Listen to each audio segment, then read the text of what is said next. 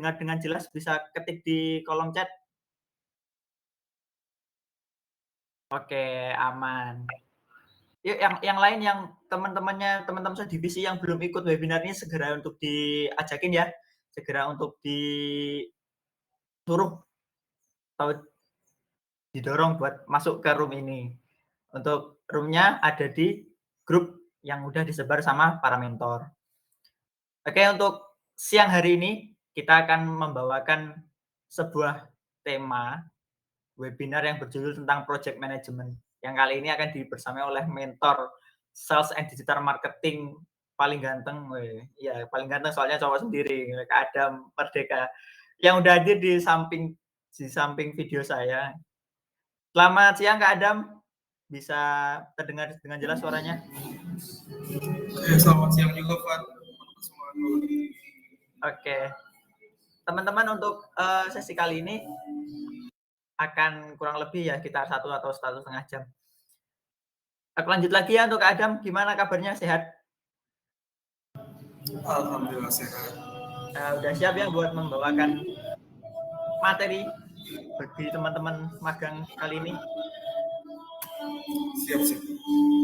Oke, karena mungkin waktu juga udah terlalu lama untuk pembukaannya, aku langsung aja ya untuk materi aku serahkan nanti ke Adam. Tolong disimak baik-baik teman-teman. Kalau ada nanti yang perlu dipertanyakan, silahkan langsung tanya aja di kolom chat. Nanti bakal aku sampaikan waktu sesi tanya jawab. Terus yang kedua, jangan lupa buat nanti pada akhir sesi untuk mengisi form absen yang akan kami share di kolom chat juga. Jadi presensinya tidak di-share di grup ya, kita share-nya di kolom chat dari tampil.id ini. Oke, untuk selanjutnya waktu aku serahkan ke Kak Adam untuk membuka sekaligus memulai materi yang dibawakan. Silakan Kak Adam. Terima kasih Pak. Suaraku jelas kan? Jelas Kak, jelas. Halo teman-teman semua, selamat siang buat teman-teman di tengah-tengah kerjanya ada webinar. Kita bakal membahas beberapa hal teman-teman tentang project management. Jadi kalau nanti di tengah-tengah kalau ada tanya jawab atau apa nanti aktif ya. Boleh silakan di share screen buat teman-teman. Nah ini, assalamualaikum warahmatullahi wabarakatuh teman-teman semua. Selamat siang, izinkan saya ada Merdeka di sini sebagai mentor sales and digital marketing yang bakal membahas tentang project management. Jadi ini aku membahasnya tentang in general, jadi nggak spesifik di corporate project managementnya. Jadi buat teman-teman nanti bakal membahas nih beberapa hal. Boleh next? Oke, ini ada beberapa hal yang pengen dibahas olehku. Yang pertama dari visi, terus rancangan planning dalam membuat project itu gimana, terus promosinya gimana, setelah promosi aksinya apa, dan hasil reviewnya setelah outputnya itu gimana, itu bakal kita bahas. Boleh next. Nah teman-teman mau nanya nih, ada dari visi. Pengen ajak teman-teman buat diskusi. Jadi di sini ada beberapa pertanyaan. Yang pertama itu adalah isu apa sih yang paling kamu pedulikan dan mengapa. Yang kedua itu apa yang akan kamu lakukan dan ide apa yang kamu miliki. Dari teman-teman kalau ada yang punya, boleh banget langsung drop di komen. Apa isunya bebas, boleh misalnya teman-teman suka di sustainability, pengen solve problem dari hal itu, atau suka di bidang engineering atau apapun itu, boleh langsung di komen buat kasih tahu nih idenya atau apa. Jadi pertanyaan itu isu apa yang paling kamu pedulikan. Jadi sekarang teman-teman kalau misalnya suka pendidikannya gimana, terus apa sih yang pengen bantu dari pendidikan itu dan idenya berupa apa, itu boleh langsung di komen atau ditunjuk satu-satu nih.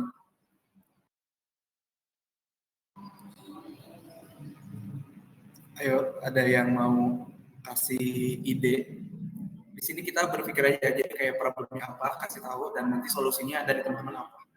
Bebas kok, teman-teman sukanya di bidang sosial, environment, atau di bidang bisnis, mungkin pengen solve problem di bidang bisnis atau apapun itu, boleh langsung idenya di komen atau ditunjuk ya, kita tunjuk satu random.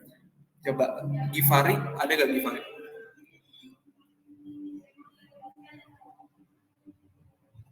Halo Givari. Ini baru brainstorm di awal nih teman-teman. Jadi hadir Kak. Oke. Gimana ada? Gimana Givari? Boleh on mic, kalau nggak di komen juga apa, tapi on mic. Jadi isu apa nih Givari yang lagi kamu pedulikan sekarang dan kira-kira apa sih yang pengen kamu lakukan dari isu tersebut? Pengen beraktivitas seperti biasa dengan badan yang sehat walafiat. Amin. Semua orang kayaknya pengen ya sehat walafiat terus ya. Aktivitasnya lancar lah semuanya pengen ya. Givari ada ini gak? Ada ide gak? Kayak teman-teman di sini kita berpikir aja kayak ada ide apa, kayak teman-teman pernah ikut lomba atau apa, langsung aja di drop, gak usah malu-malu. Mana Givari? Kita next ya. Kita tanyain mungkin Givarinya lagi ketik coba ke anak-anak community manager. Ada siapa nih? Ada Audia, ada gak? Anda? Devi ada gak? Halo Dev. Ayo teman-teman, satu aja, nanti kita langsung next ke yang lain. Di sini ada ide gak? Kira-kira apa sih yang pengen teman-teman lakuin dari problem apa yang kalian pedulikan? Oh, dari Irfan mungkin. Irfan. Halo Irfan. Ada gak Van isu yang kamu pedulikan sekarang? Dan apa yang pengen kamu lakukan?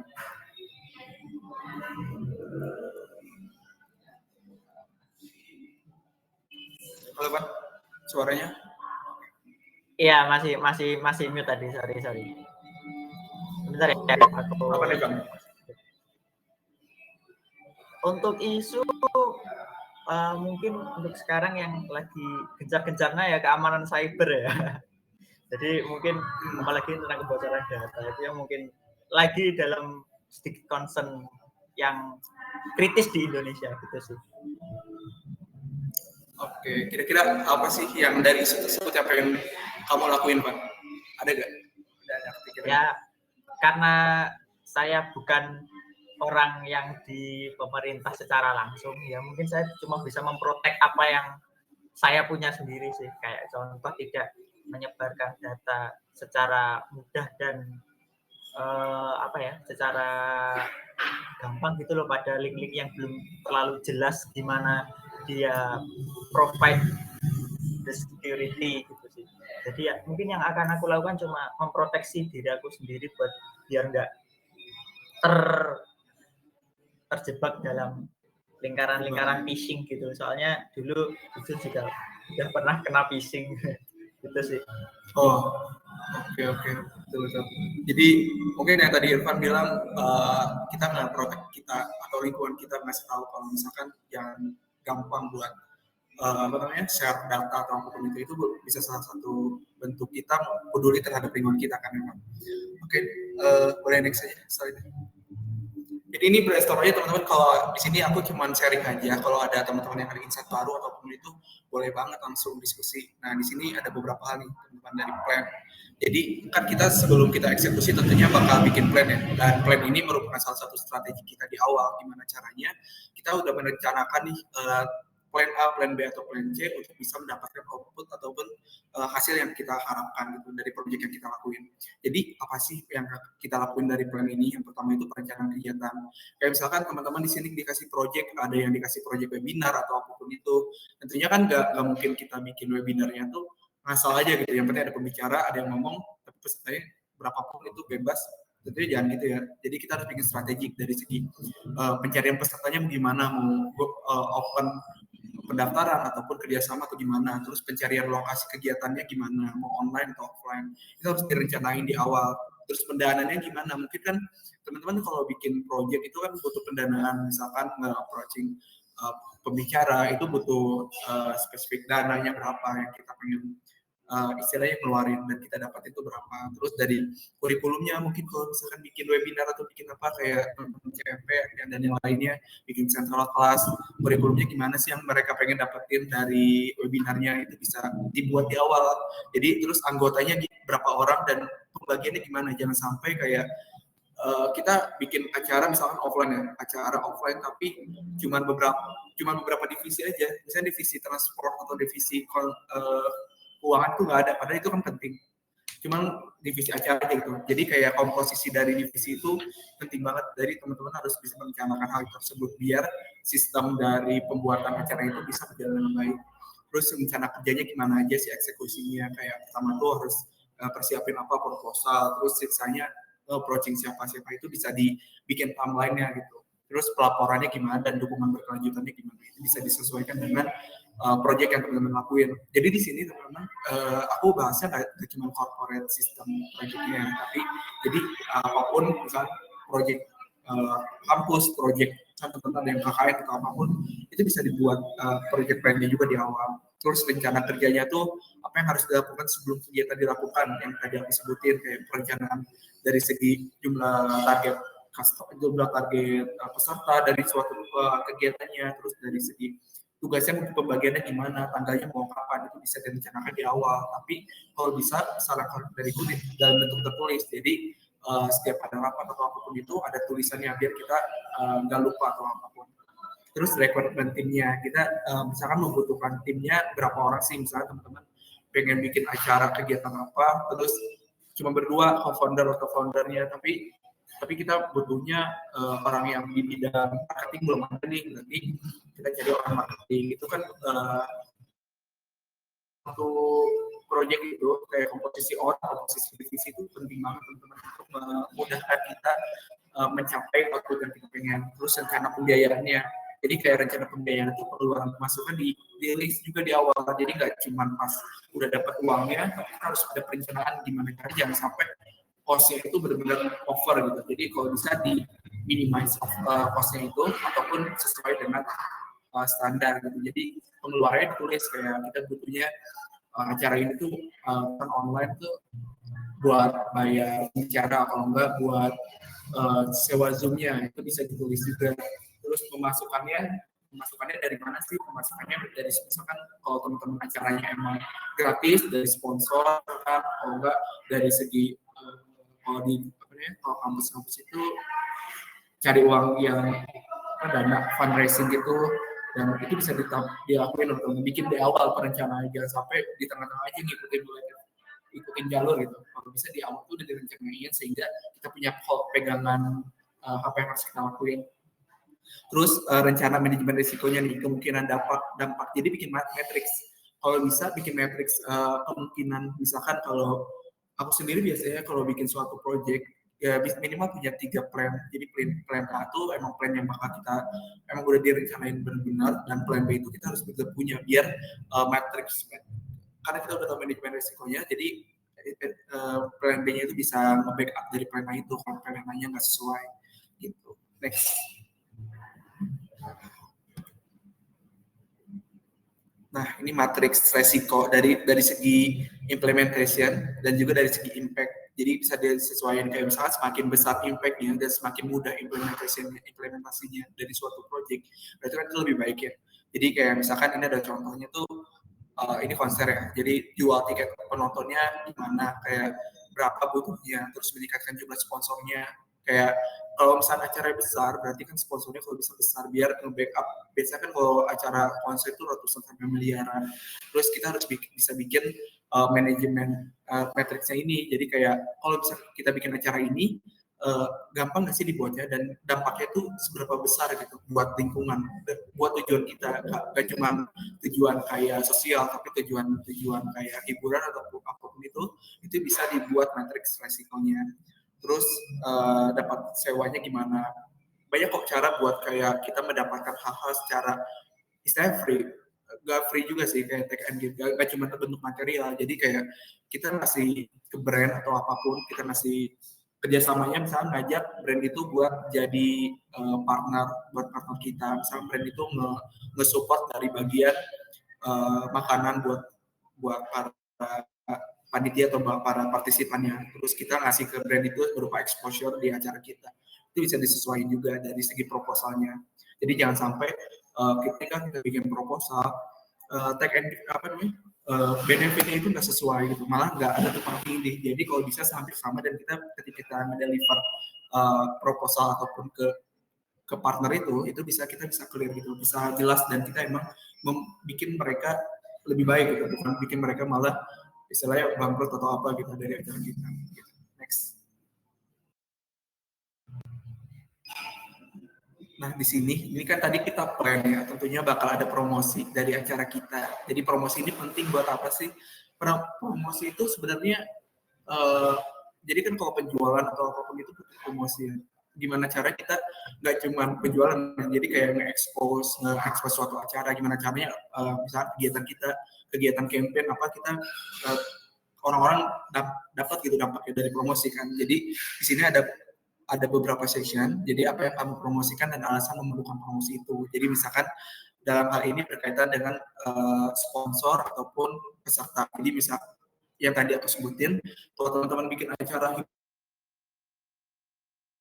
promosinya itu harus ada, kayak kita ngasih ke sponsornya apa sih, promosinya berupa apa, berupa banner ada logonya atau berupa sebutan atau apapun itu bisa disesuaikan dengan sponsor kita, karena memang nggak dari suatu acara itu atau apapun dari organisasi komunitas pasti ada sistem bisnis itu bukan cuma istilahnya bukan uang ya, tapi lebih ke kayak apa yang mereka dapatkan, apa yang kita terima juga harus istilahnya seimbang gitu, itu harus dipertimbangkan. Terus tentukan targetnya, jadi kayak targetnya tuh mau gimana sih buat dapetin sponsor. Nah, itu kalau misalnya tim fundraising itu ada 6, berarti kita bisa bikin 3 kelompok jadi 2-2, itu buat bikin approaching misalnya 3 sponsor, itu kan lebih efektif ya, nggak langsung 6 orang itu satu sponsor satu gitu kan, dibagi itu lebih baik. Terus kenapa harus menjadikan targetnya, jadi target yang tadi, target promosinya itu misalkan kita targetnya anak muda, kalau bisa spesifik, kalau bikin suatu hal tuh kalau bisa spesifik, target pasarnya, market sizing itu kayak misalkan kayak target kita nggak cuma kayak dewasa, remaja kan, itu lebih kayak in general, atau anak-anak 3 itu dapat, kalau bisa kayak dan kegiatan hiburan, berarti target pasarnya itu anak SMA dan anak SMA di daerah mana, umur berapa sampai berapa, dan jumlahnya itu berapa. Jadi kita tahu patokan itu gimana. Gak langsung lepas gitu. Jadi kalau misalnya teman-teman, kalau bisnis juga gitu, kalau ke investor atau apa, kalau investor kita ngejelasinnya secara general, target kamu berapa, target kamu siapa misalkan, target saya semuanya, semua manusia di Indonesia misalkan gitu, bisa aja, cuman itu kita nggak punya pandangan, nggak bisa, itu tandanya kita nggak tahu market itu gimana, market kita tuh ngapain aja, karena kan berbeda umur, berbeda apa, itu pasti beda juga sih aktivitas ataupun kebutuhannya. Jadi kalau bisa disesuaikan dari target itu spesifik aja gitu. Terus berapa usia targetnya tadi, kenapa mereka tertarik bergabung di proyek kamu, terus hal yang menarik bagi mereka itu gimana, misalkan kegiatannya webinar buat UMKM, berarti kan kita gimana caranya kita ngasih kayak nanti kayak free central post dari Central AI, itu kan salah satu bentuk kita ngasih, gak cuma kita ngasih materi, misalnya ngasih pengetahuan mengenai dari webinar itu tersebut, tapi mereka langsung bisa eksekusi project ataupun UMKM tersebut menggunakan produk yang lebih gampang gitu digunakan. Itu kan bisa dari salah satu bentuk promosi juga. Kira-kira yang ingin mereka tanyain di proyekmu apa, itu bisa dibikin Q&A-nya, jadi biar lebih jelas apa yang menjadi halangan bagi mereka dan media apa yang mereka gunakan. Misalkan medianya tuh bebas kayak TikTok atau apa, pokoknya mereka disesuaikan. Seberapa penting kelompok target promosi. Jadi yang pertama itu dampak apa yang akan didapatkan dari keikutsertaan yang tadi. Jadi kita harus tahu benefit yang kita berikan itu apa. Jangan sampai ketika kita nge-approaching suatu target, kita nggak tahu target itu bakal dapetinnya apa. Nah, kita cuma ngasih tahu aja gitu, kayak ayo ikut ini dong, ikut acara ini. Tapi kalian nggak ngasih tahu benefit buat mereka juga apa, kan mereka pasti bingung dan ngapain juga, nggak wasting time juga. Jadi di sini buat apa namanya, kita harus tahu juga cara nge-approach itu, kalau bisa benefitnya acara kayak gimana, kayak sales lah, kayak teman-teman kayak kan di sini ada sales stigma juga, kayak ini yakin yang negosiasi kalau misalnya acara ini worth it dan emang beneficial buat mereka gitu. Dan juga seberapa penting untuk mendapatkan dukungan dari mereka dan apa yang mereka perlukan dari kami. Nah itu kan kalau yang ini berarti poinnya dari sponsor. Jadi seberapa penting mereka untuk mendukung kita gitu. Sponsornya tuh seberapa penting, kalau kita misalkan acaranya tuh disesuaikan. Kalau acara remaja misalkan, kalau kita ngambilnya target kita nge-approach yang Telkomsel misalkan, Telkomsel kan kebanyakan orang tua misalnya.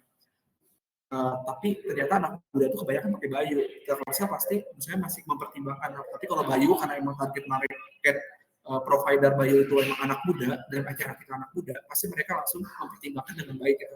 Jadi kita sebelum kita nge-approach juga kita harus tahu listingnya kayak mereka tuh pasarnya gimana. Gak mungkin kan kalau misalkan kita acaranya online tapi kita jualan apa namanya ke nge-approach ke sponsor yang misalkan kontraktor atau sponsor oil gas sebenarnya bisa-bisa aja, cuman nggak ada relatable-nya.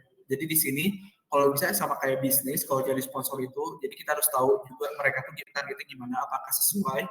Kalau semakin sesuai, semakin baik dan semakin meningkatkan opportunity buat dapat sponsor itu. Jadi buat teman-teman bisa disesuaikan, kita harus tahu planning dan strategiknya. Jangan sampai kita melakukan sesuatu itu nggak ada plan A, plan B dan lakuin aja gitu, tapi nggak tahu tolak ukur targetnya itu gimana. Jadi di sini minta buat semuanya ya harus kita research ya, sering-sering research. Apa yang katakan ke mereka kayak DevOps dan external messaging. Ada di next. Nah di sini delivery of promotion. Mungkin di sini teman-teman marketing atau teman-teman apa namanya content writer dan sebagainya ini pasti relate. Jadi delivery of promotion itu mau gimana, pertimbangan media promosinya mau apa, kayak promosinya kita gak cuma jangan membatasi kalau misalkan jangan kayak ngerasa Instagram aja terus, tapi kita nggak bisa mengikuti perkembangan zaman ke TikTok. Kalau misalnya teman-teman bikin suatu acaranya kita ngebatasin emang kayak dari ngikutin zaman dulu aja pakai Instagram gitu promosinya, tapi kita nggak bisa menyesuaikan dengan adaptasi sosial media sekarang itu. Kalau bisa jangan, kalau bisa kita ngikutin kan kita emang perubahan tuh cepat ya, dinamik banget. Nah di sini emang kita dituntut untuk bisa belajar dan bisa mengetahui hal baru itu, teknologi perkembangan itu. Makanya promosi ini butuh banget untuk bisa mendapatkan target-target yang kita inginkan. Nah ini misalkan ada cerita ya, agak kurang kelihatan kayak nanti ada cerita sesuai promosinya itu gimana. Jadi teman-teman bisa menyesuaikan promosinya dengan produk teman-teman. Next. Nah ini ada tampilan promosinya. Jadi beberapa tips sederhana dari promosi, gunakan tampilan yang konsisten untuk proyekmu, ya kan. Jadi di sini kan teman-teman kalau di Central AI udah tampilan dari Instagramnya nggak berubah-ubah warnanya, atau kita udah punya istilahnya udah punya patokannya di mana, itu jangan sampai berubah. Kayak kalau berubah itu kayak malah aneh dan brandingnya juga malah jadi kurang. Makanya kenapa sih orang-orang cepat naiknya gitu di sosial media, karena mereka punya unique value proposition, unique value yang mereka masing-masing. Jadi nggak cuma mungkin ada yang orang yang sama gitu uniknya, cuman mungkin mereka punya hal yang mungkin sama gitu kayak kegiatan atau yang dipromosikannya, tapi mereka pasti punya uniknya sendiri, kayak entah itu dari acara A, misalnya acara A konser, acara B juga konser, misalnya acara A tapi lebih lagu-lagu ataupun yang penampilnya tuh lebih anak-anak muda gitu, tapi acara B buat orang tua. Nah itu promosinya pasti beda dan harus karena mereka punya unique value dan tetap aja kayak partisipannya bakal dapat juga gitu. Nah, yang kedua, ambil inspirasi dari orang lain. Yang ini yang tadi research juga, cari kunjungan-kunjungan. Teman-teman kan pasti dapat ide itu bukan nggak cuma dari diri sendiri kan, tapi dari lingkungan sekitar. Tentunya banyak kan dari lingkungan sekitar kita yang bisa kita cari buat membantu ide kita, dari itu buat proyek kita, entah itu konten-konten kita. Itu sering-sering aja kalau sering baca atau lihat-lihat, pasti kan kalau kita baca pasti kita mikir, nah kalau kita mikir pasti kita dapat suatu hal kan. Nah dari suatu hal itu bisa kita jadikan suatu ide atau konten. Jangan biarkan tulisan mendominasi. Nah itu kan yang tadi kayak visualnya juga harus bagus gitu ataupun disesuaikan. Terus ketika kamu sedang menulis, gunakan kata sederhana tapi singkat, yaitu kayak kita bikin kata-kata yang memang misalnya lagi booming apa gitu, pasti disesuaikan aja kata-kata, jangan sampai terlalu formal monoton, karena kan disesuaikan juga sih sama company. Kalau misalkan di pemerintahan pasti formal, tapi kalau misalkan di daerah corporate atau dan sebagainya itu kalau bisa lebih asik aja gitu dari segi penyampaian dari kontennya. Nah ini tunjukkan bukan zaman sekarang sangat gampang menggunakan komputer untuk membuat sesuatu terlihat bagus, banyak kan ya tools gitu. Jadi manfaatin dan Artinya teman-teman punya satu skill set, hard skill ya. Soft skill itu penting. Teman-teman pasti dapat soft skill itu dari organisasi, dari mana tuh penting banget buat di dunia kerja dan seterusnya, kayak communication skill, decision making. Jadi makanya kenapa mungkin teman-teman masuk magang sekarang karena memang pengen ningkatin soft skill, dan juga tapi kalau bisa ada hard skill ya, jadi ada seimbang. Jadi teman-teman pas ngerjain sesuatu itu bisa cepet juga. Misalkan teman-teman jago di Excel, udah fokusan Excelnya emang benar-benar pengen jadi data analis atau apa, itu kan paling penting ya. Jadi kalau bisa di prepare dari sekarang, dan soft skill hard skillnya kalau bisa imbang sih. Kalau hard skillnya disesuaikan dengan tujuan teman-teman, soft skillnya bisa semua dilatih terus. Communication skill, decision itu penting banget. Karena emang kedepannya bakal banyak, nggak cuma kalau di corporate atau di suatu startup perusahaan gitu, nggak mau nonton gitu-gitu aja kan, nggak mau nonton kayak ngelakuin suatu hal secara terus menerus. Pasti kita dituntut buat berpikir, mengasih ide dan sebagainya. Jadi di sini teman-teman emang harus belajar terus dan biasa terus lah soft skill teman-teman. Next.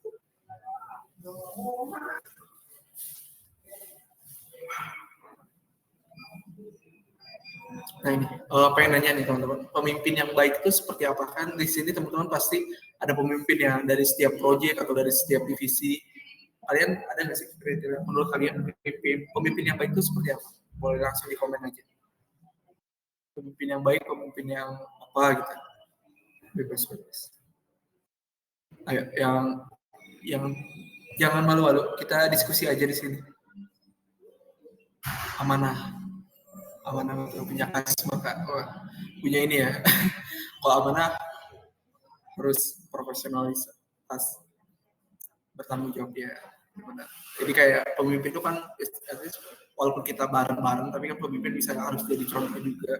Jadi yang teman-teman kalau bisa kan pemimpinnya nggak disiplin atau apa, itu harus jangan sampai kita malah attitude-nya kurang gitu dari bawahan kita, jangan seperti itu. Jadi profesional bertanggung jawab ya.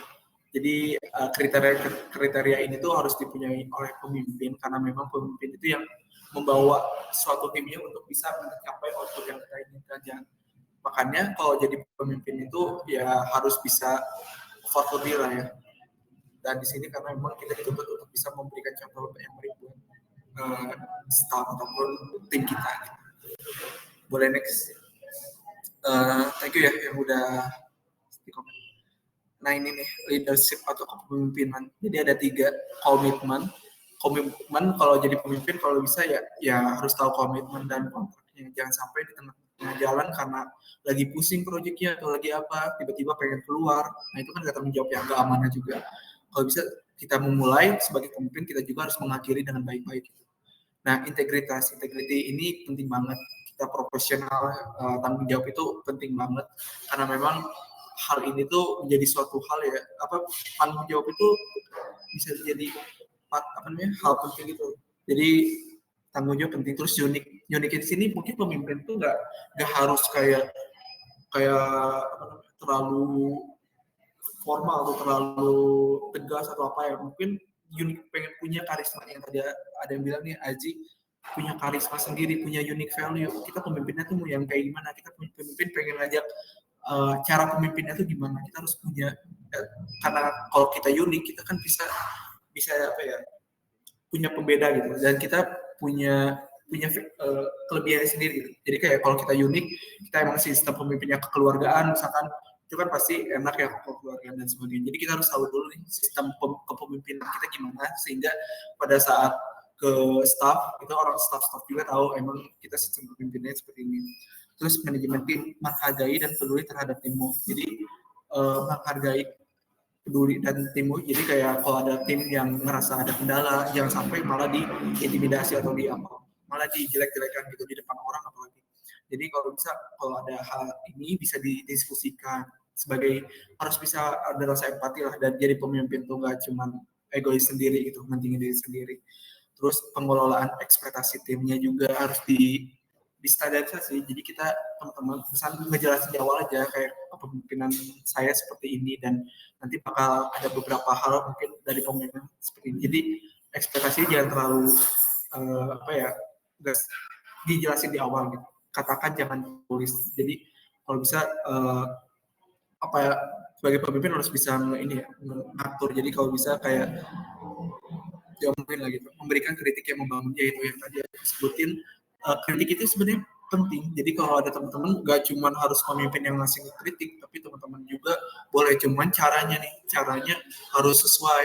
Jangan sampai caranya malah menjatuhkan orang atau bikin orang gak punya rasa semangat lah, malah bikin orang-orang timnya itu malah jadi males atau apa. Jadi kritik yang membangun itu penting. Jadi ini dari communication skill-nya. Terus dari sebuah kelompok menjadi sebuah tim, kayak dilakukan pertemuan rutin. Mungkin teman-teman di sini ada dari Scrum atau daily weekly meeting. Nah, itu penting banget buat kita bonding dari tim itu sendiri. Diskusi-diskusi singkat juga itu salah satu bentuk kita untuk bisa deketin antar tim juga. Terus pengambilan keputusan bersama dan komunikasi bersama. Jadi kayak pengambilan keputusan sebenarnya dari kepemimpin, cuman tetap didiskusikannya dari semua. Jadi pemimpin itu harus bisa ambil keputusan yang sesuai sama semua tim gitu. Jadi kita ambil kesimpulannya gitu. Dan kita harus bisa untuk visi bersama dan pengertian. Itu yang tadi di awal tuh harus punya visi. Jadi tentunya susah ya kalau teman-teman misalkan mau bikin sosial project di bidang lingkungan, tapi yang masuknya itu orang-orang yang nggak suka di lingkungan, misalkan anak-anak yang nggak suka di lingkungan gitu. Tentunya kan beda arah dan beda pemahaman dan beda tujuan tuh bikin susah kita buat nge-combine dan mendapatkan hasil itu. Jadi kalau bisa kayak teman-teman kalau pengen bikin project atau bikin apa, cari tim yang emang teman-teman tahu kalau dia tuh emang interest di bidang ini, ataupun at least teman-teman tahu kalau dia pernah suka gitu di bidang ini. Jadi itu dapat memudahkan kita sebagai ketua untuk bisa mencapai goals yang emang kita pengen. Manajemen waktu dalam tim juga nih, kayak kita harus bisa memanage atau priority. Kayak kegiatan A itu kita harus tahu, kayak misalnya di week 1 itu kita bikin proposal, waktunya jangan sampai keluar dari deadline. Itu kita harus tahu batasan-batasan waktu untuk bisa menyelesaikan suatu proyek itu di mana. Gitu. Next.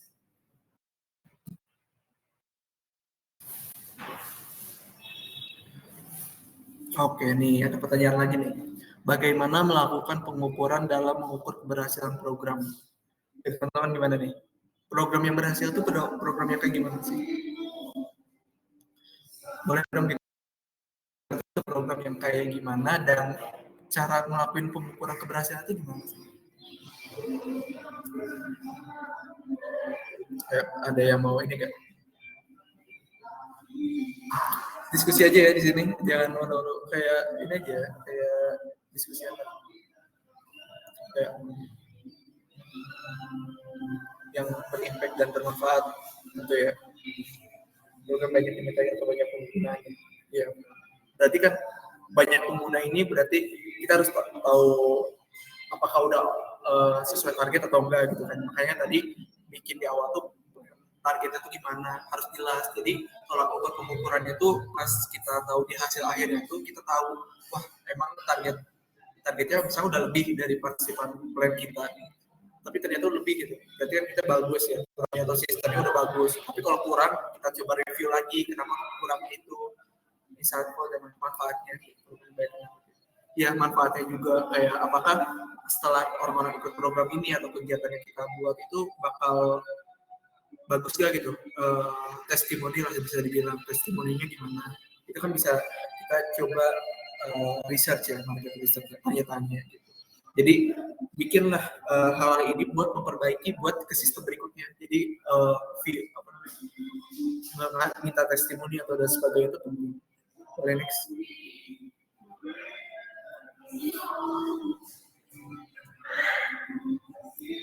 Next. Nah ini teman-teman, ini udah akhir, jadi singkat aja. Di sini ada penilaian review yang tadi aku sebutin. Penilaian review itu gimana? Jadi objektivitasnya misalkan di tahun 2017 kami akan menyelenggarakan konferensi pelatihan untuk sekurangnya 50 partisipan terpilih dan dari berbagai daerah. Indikatornya misalkan kita tadinya 50 peserta, ternyata yang dicapai 55 peserta, itu kan udah naik ya 110%. Nah, berarti revisinya kami awalnya berpikir beberapa orang tidak akan datang pada hari konferensi, tapi ternyata mereka semua datang kami juga melakukan tugas dengan sangat baik. Berarti kan bagus ya. Jadi kita bakal, at least kita punya standar kesuksesan kita nih sekarang. Jadi buat next project kita bakal ngegunain ataupun meningkatkan juga. Terus rekomendasinya berasumsi bahwa partisipan akan datang, bukan sebaliknya. Terus semangat partisipannya itu. Jadi kayak kita tahu ini kan lebih ya, berarti lebih itu udah bagus. Tapi kalau misalnya kurang, kita harus bisa tahu revisinya apa. Oh ternyata revisinya dari segi komposisi timnya berkurang nih, atau dari segi apa, itu bisa dilihat dari pada saat eksekusinya teman-teman. Itu makanya bikin perencanaan itu dari strategik awal yang paling itu penting. Apalagi kita sebagai project manajemen, aku selalu pengen teman-teman di project masing-masing punya plan, 3 plan lah istilahnya. Plan sebenarnya plan ini sebagai backupan dan sebagai apa ya, membantu kita buat ketika buat ide kita ada gitu, ada backupan ide. Jadi ketika yang A gagal, kita punya B. Teman-teman nggak cuma ya gitu, istilahnya kita harus punya backupan lah. Boleh next. Itu udah selesai nih. Oke, singkat aja ya. Itu in general. Jadi ini soft skill biasa. Soft skill project management ini penting karena memang teman-teman mungkin di sini ada yang spesialis, gak generalis nanti ke depannya. Tapi sebagai spesialis juga itu penting project management karena kita nggak cuma koordinasi kita doang sama pasti koordinasi sama orang lain, stakeholder juga. Jadi nge-project bikin suatu hal itu butuh perencanaan di awal, butuh eksekusi yang baik, butuh hasil atau overview yang baik. Gitu dari aku, terima kasih. Balik lagi ke depan. Oke, sangat insightful sekali ya Kak Adam, terima kasih buat materinya. Karena materi udah selesai, aku lanjut ke sesi selanjutnya aja. Kita langsung ke sesi pertanyaan. Teman-teman kalau ada pertanyaan atau kurang jelas dari Kak Adam, bisa ditanyakan terlebih dahulu via kolom chat. Nanti pas udah ada waktunya, aku persilakan buat ngomong. Atau kalau tidak memungkinkan akan aku bacakan. Silakan teman-teman, kalau ada pertanyaan jangan malu-malu ya. Oh iya, kalau tidak berhalangan bisa on cam yang lain. Nah, sebelum dari teman-teman menulis atau lagi berpikir, aku mau tanya nih sama Kak Adam, untuk seberapa tadi kan kita udah membahas project management, seberapa pentingkah tools project management kayak Trello, kayak Notion, Figma, dan sebagainya buat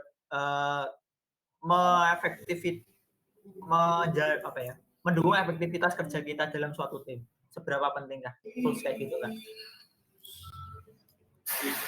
Kalau tools software kayak Trello dan sebagainya itu disesuaikan sama sistem teman-teman. Cuman kalau dari aku itu penting banget. Kalau apalagi di corporate pasti semuanya pakai kayak gitu biar integrasi informasinya itu jelas dan tahu nih sumbernya, udah tahu tempatnya di mana. Dan tapi kalau misalkan tentunya komunikasi juga penting ya. Misalkan teman-teman bukan di corporate, di organisasi itu kan pasti di WA atau makanya di sini kolaborasi dan komunikasi itu penting juga. Cuman kalau software itu sebagai pendukung aja sih, Van. Jadi sebagai pendukung dan juga itu sebagai salah satu, kalau di corporate pasti teman-teman pakainya kayak gitu. Biar tahu lah sumber informasi itu jelas dan terintegrasi. Gitu. Berarti di samping tools-tools yang tadi kita tetap disesuaikan sama SDM-nya, begitu nggak? Iya, disesuaikan sama SDM dan sistem dari kegiatannya juga. Kalau misalkan teman-teman organisasi kan jarang ya. Pasti, itu kan lebih ke komunikasi di WhatsApp grup gitu.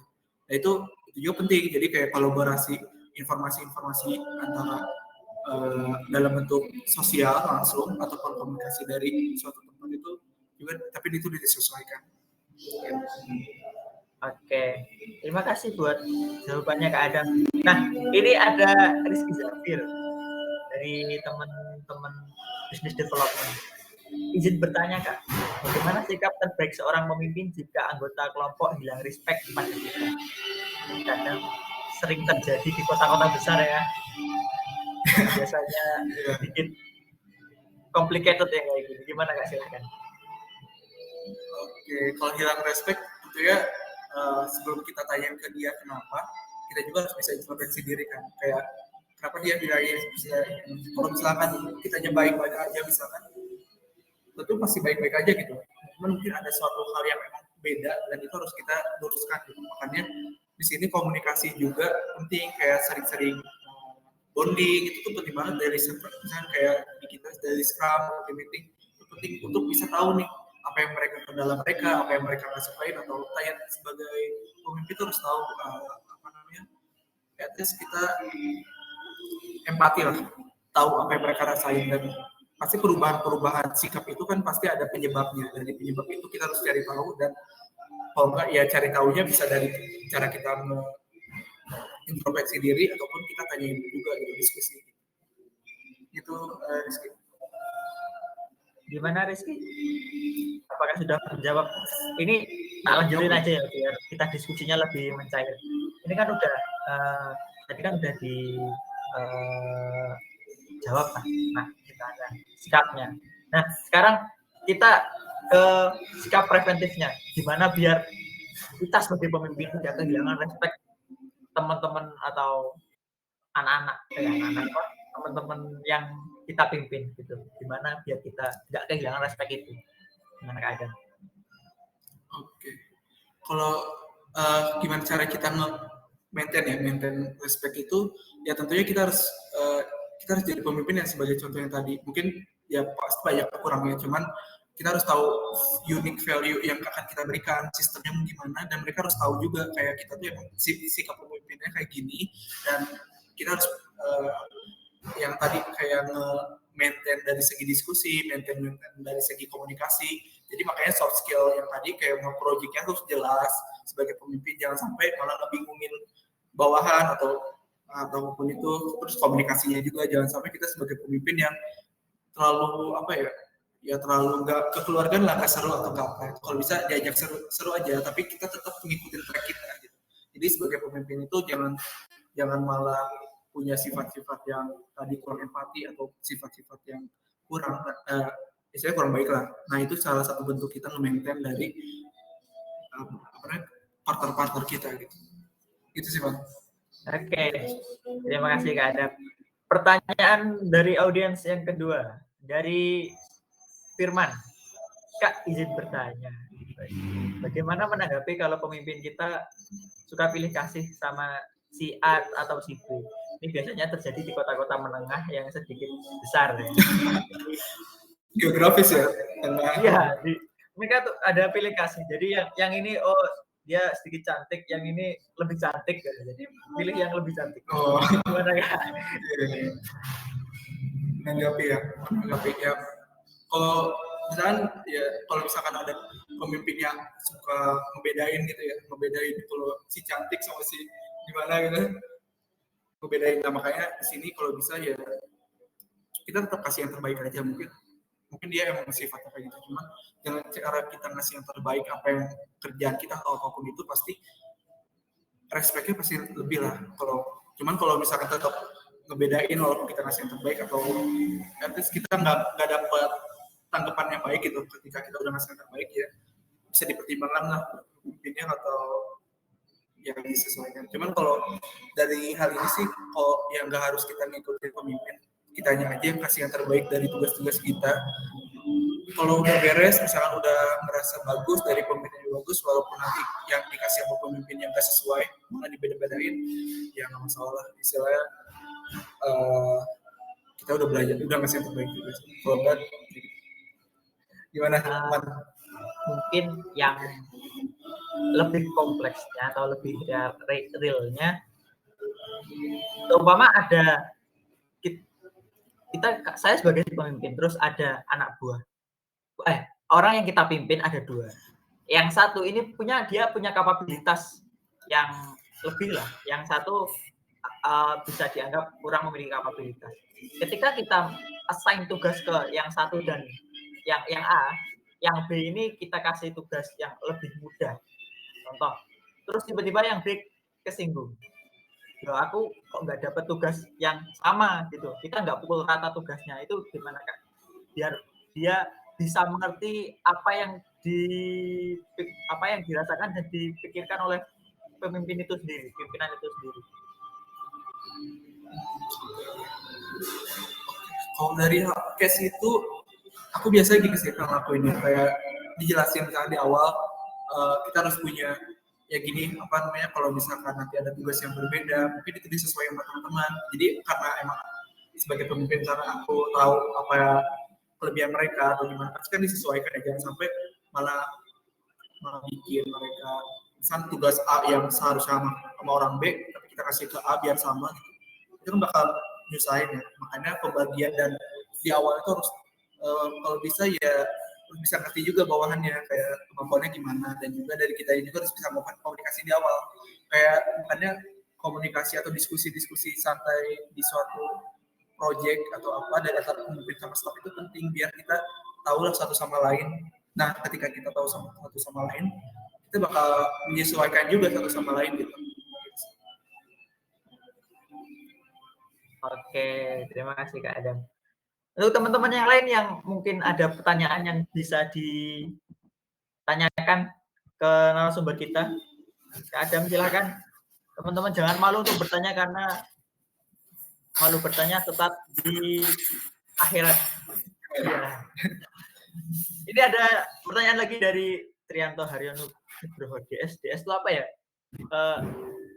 Data science. Oke. Kak izin bertanya, bagaimana cara membuat project management objective and key result yang baik dan visualisasi seperti apa yang dibutuhkan? Oh, ini lebih sedikit teknis ya kayaknya. Silakan Kak Adam. Oke.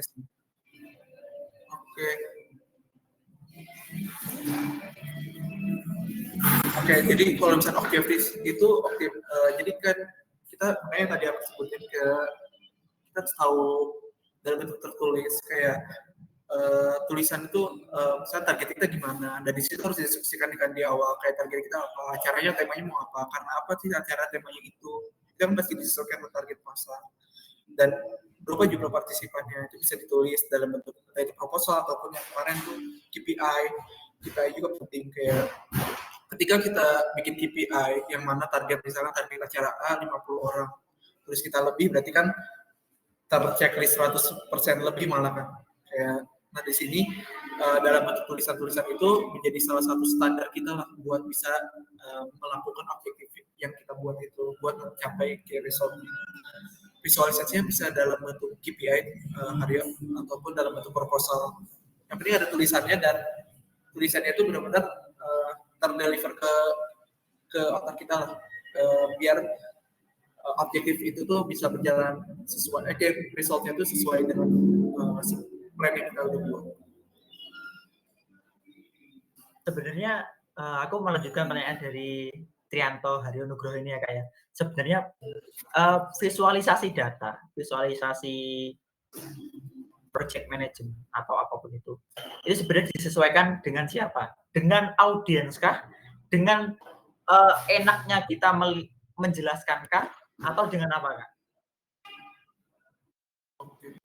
Ini visualisasi kita membuat plan kan ya, bukan buat approach suatu hal.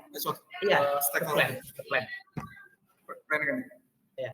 Disesuaikan. Itu disesuaikan aja. Yang penting kita punya yang dia kalau bisa ditulis, kayak nggak cuman kan kalau nggak ditulis misalnya cuman kita diskusi pasti ada yang lupakan, pasti tujuannya beda, tapi ketika kita tulis kita coba masukin ke grup ataupun info-info yang udah kita diskusiin, itu kan pasti kita bacanya satu tujuannya terus kan, nggak ada perubahan-perubahan yang lupa itu. Nah makanya kalau misalkan itu disesuaikan, boleh laporan atau dalam bentuk spreadsheet yang di-share atau kita bikin KPI sendiri, disesuaikan sih Bang. Cuman yang plan itu penting di awal tuh kita bikin strategi itu penting biar ketika kita pengen melakukan sesuatunya itu kita punya track buat mendapat outputnya yang kita pengen itu.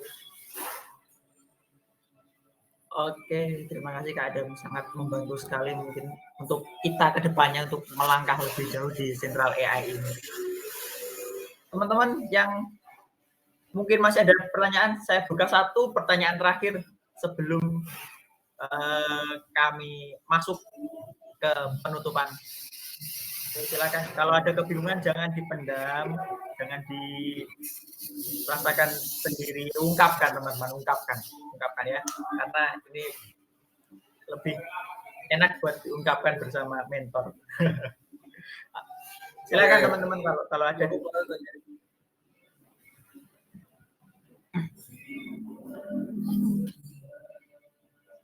Mbak, abis ini yang lain masih ada dari Scrum.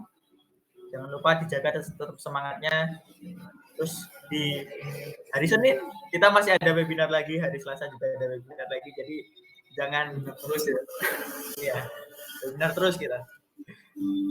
Kita belum ada apa? Belum yang disusun oleh teman-teman CFP juga belum terlaksana. Jadi ditunggu saja teman-teman, pasti nanti banyak kejutan-kejutan yang ada di depan. Oke, sebentar. Ada yang mengetik. Semoga bertanya.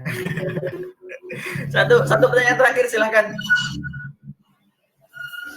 Untuk Kak Adam sekarang kesibukannya apa nih? Selain Central AI. Kesibukan apa nih? Central AI. Selain Central AI. Oh, selain ada bisnis lah ya di belakang. Oh, ada sampingan yang lebih ya, sebagai insider saya.